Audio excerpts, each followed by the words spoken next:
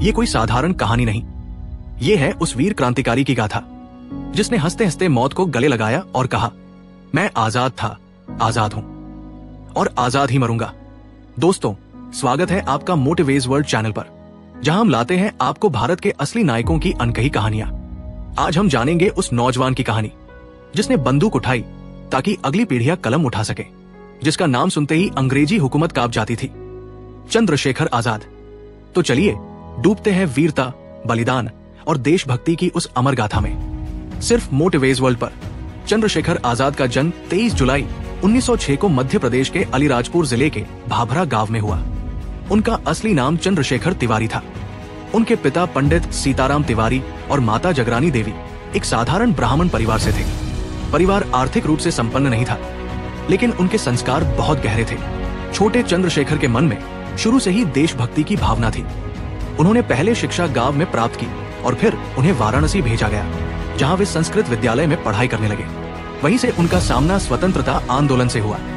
1919 में जलियांवाला बाग हत्याकांड ने उन्हें भीतर तक झकझोर दिया। तब वे केवल 13 वर्ष के थे। उस दिन उन्होंने तय किया, अब नहीं सहेंगे अन्याय, अब लड़ना ही होगा। 1921 में गांधी जी द्वारा चलाए गए असहयोग आंदोलन में भाग लिया। पुलिस ने उन्हें गिरफ्तार कर लिया। जब मजिस्ट्रेट ने नाम पूछा तो उन्होंने गर्व से कहा, नाम आजाद, पिता का नाम स्वतंत्रता, पता जेल। तब से वे चंद्रशेखर तिवारी नहीं, चंद्रशेखर आजाद बन गए। गांधी जी ने जब असहयोग आंदोलन वापस लिया तो कई युवा क्रांतिकारी भड़क उठे। आजाद उनमें अग्रणी थे। उन्होंने अपना रास्ता चुना, हिंसात्मक क्रांति का मार्ग, जहां अत्याचार का उत्तर प्रतिकार से दिया जाए। उन्होंने हिंदुस्तान रिपब्लिकन एसोसिएशन HRA से जुड़ाव किया, जिसका उद्देश्य था अंग्रेजों को सशस्त्र बल से भारत से निकालना। उनके साथ जुड़ गए राम प्रसाद बिस्मिल, राजेंद्र लाहिड़ी, भगवती चरण बोहरा, भगत सिंह। 1925 का काकोरी कांड एक बड़ा क्रांतिकारी कदम था। अंग्रेजों की ट्रेन को लूटकर हथियार और धन प्राप्त करना इस योजना का उद्देश्य था। इस घटना के बाद संगठन के कई प्रमुख नेताओं को फांसी हो गई, लेकिन आजाद गिरफ्तार नहीं हुए। अब संगठन की बागडोर उनके हाथ में आ गई।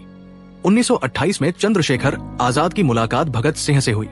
दोनों की विचारधारा में मेल था, हिंसात्मक नहीं, क्रांतिकारी संघर्ष, जहां हर कदम सोच समझकर उठाया जाए।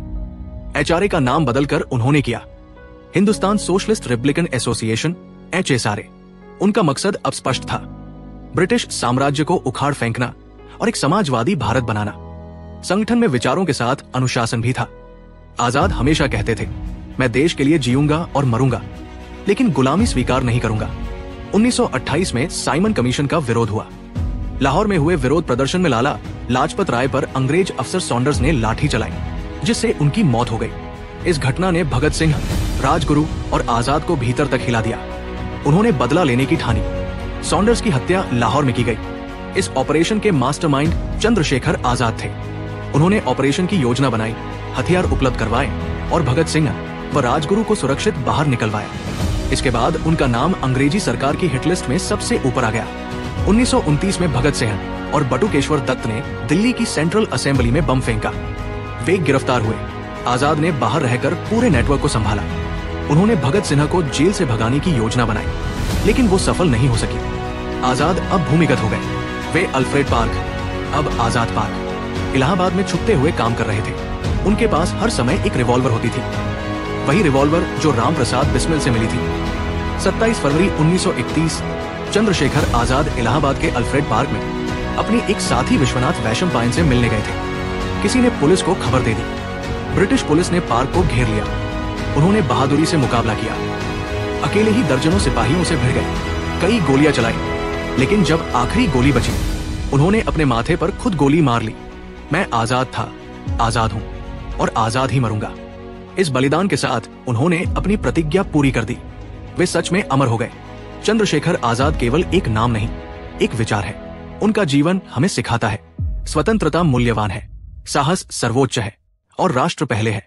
उनका संकल्प, उनका आत्मबल और उनका बलिदान आज भी करोड़ों युवाओं को प्रेरित करता है।